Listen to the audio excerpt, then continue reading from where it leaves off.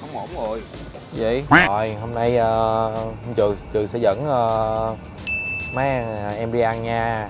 Vậy thôi em trai giờ chạy qua Gò Vấp ăn mì xào giòn nha. Bây giờ mọi người theo chân tụi mình đi ăn mì xào giòn nha. Rồi nha, tới rồi nha. Đi mọi người. Nay mình đi ăn mì xào giòn ha. Ăn mì xào giòn này ở trên Gò Vấp. Mình rất là thích ăn mấy quán mà lề đường nha, không thích ăn nhà hàng. Đi không mọi người?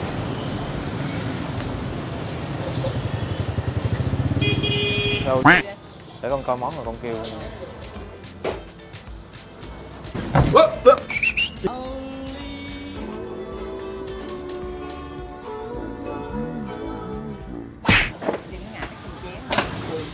Không ổn rồi.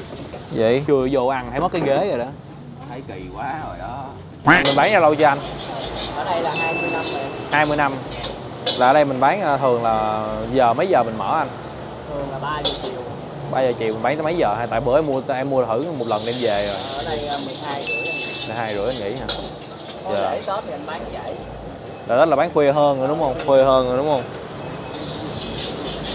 Còn một ngày thường là mình bán khoảng bao nhiêu phần anh? Anh cũng không biết. Nhắm không? Có nhắm chừng không? Trăm phần là mừng. Dạ. Mà mình phải người gốc Hoa không anh? Đúng rồi em. Người gốc Hoa. Đó là giờ là từ lúc mở quán này là anh mở anh bán luôn hay là truyền lại anh? Gia truyền con nói. À là ba anh đây luôn. Dạ dạ rồi. Lửa không à? Ba anh hồi xưa thì bán ở Phúc ở trên đầu cái năm á. Bán cũng được. Là ở ngoài đây ha anh? Dạ. Xong rồi bây giờ về đầu. Nó đã chưa? Là nhà mình ở trong đây luôn. Dạ. Cái này là cái gì vậy chú? Cái này là cái món bán chú đang làm là món Đồ ăn của hủ tiếu hải sản. à mì xào giòn.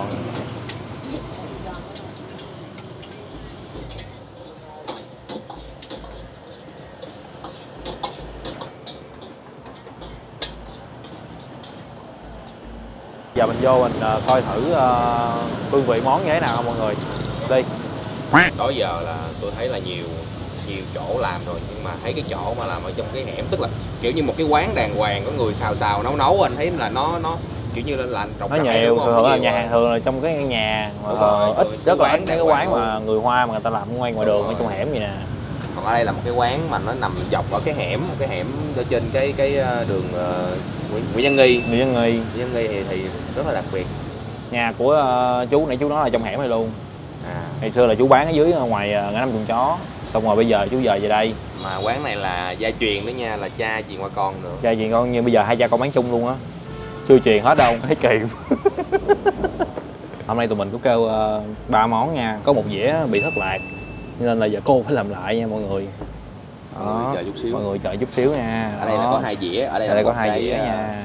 Cục chiên hải sản. Chiên hải sản. Bên đây là cái hủ tiếu xào hải sản, còn cái mì xào giòn nữa. Còn cái mì xào giòn nữa, mì xào giòn thất lạc rồi.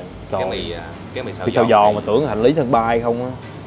Mì xào giòn hình như là nghe đồn đâu là signature ở quán này.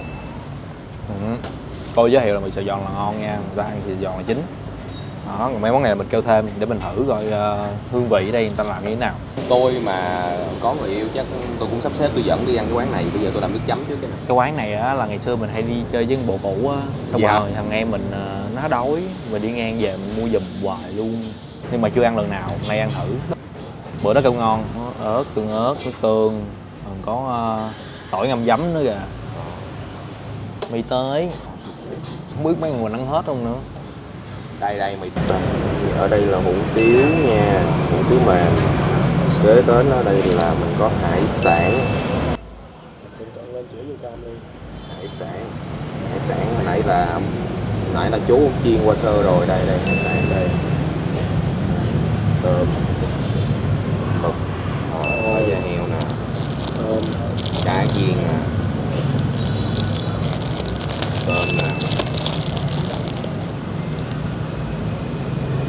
thịt luôn, có một tí hải sản, có mực. Đó rồi. Đó, bây giờ chọn cơm đầu tiên mình có cá viên nè.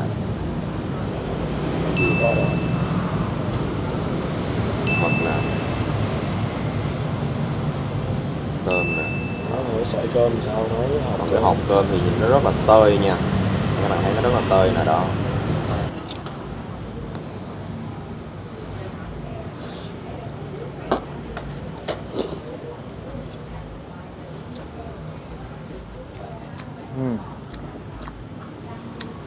Ở thời rất mềm nha, nước sốt rất là nhiều, mực gì giòn giòn. Mực ở đây á, cái rang nó vị nó ngọt.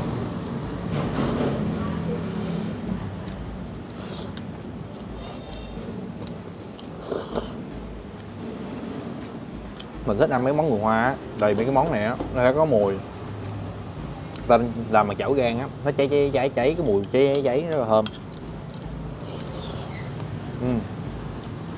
Theo mình sẽ thử tới mì xào giòn ha, mì còn giòn nè. Thịt. Đó, cải viên, da heo rồi. Cái da heo đây rất là lạ. Thử da heo. Cái gì ngon nha. Có nhiều mùi cá, nó không bị bột. Cái da heo lạ đúng không? Mì tại nãy giờ mình để hơi lâu quá, cho nên là do nó thấm nước sốt vô, nó bớt giòn. Để thử da heo nè. Nghe em nói da heo nó lạ. Nó dài, nó đặc biệt lắm. Đúng không? Nó lạ. Nó giòn dai. Nó không có bị hôi da heo nha mọi người. Da heo này nó không bị hôi, có nhiều chỗ mình ăn nó sẽ có một vị da heo, mùi heo nó hơi bị nồng, đúng không?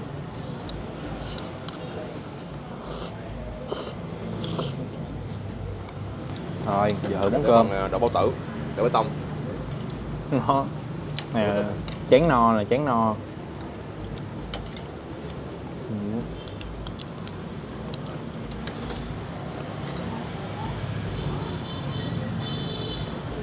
Ở đây đó, kim cơm á, cơm ráo, hạt nó rời, ăn hợp ý mình.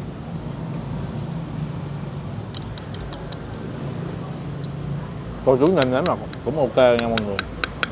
Nó vừa ăn, mọi người cũng không cần phải cho thêm nước tương không.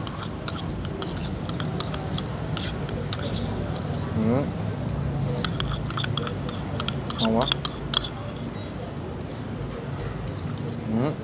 Rồi. Đúng rồi. Cơm vừa ăn. Cơm vừa ăn đúng không? Cái hộp cơm mọi người nhìn tơi. Nó tơi nó rời. Ôi, ba hàng ăn ba dĩa xong no cành ông luôn. Rồi giờ để mình thử kêu tính tiền rồi nha, coi là một dĩa vậy phần ăn 3 người vậy coi là bao nhiêu ha. Tính tiền luôn cô ơi. 150 cô nha. Những ngôi 150. Dạ. Đó, tổng thiệt hại bữa ăn hôm nay của tụi mình là 150.000. Một dĩa chỉ có 50 thôi. Vậy là 3 người. Wow, một người 50.000, quá êm. Đi thôi. Cảm ơn cô chú nhiều nha, cảm ơn cô chú nhiều. Rồi, nếu mà mọi người thấy những món ăn này có ngon, phù hợp với mọi người á, mình có địa chỉ ở đây nè, hẻm 145 Nguyễn Văn Nghi nha. Tới đầu hẻm nhìn là thấy khói liền. Đó, vô là quất thôi, có 50.000 một phần à. Giờ mình đi về thôi. Rồi, xếp kiếm rồi đi về thôi. Bây giờ chỉ còn em đâu. Được rồi. Nó được rồi.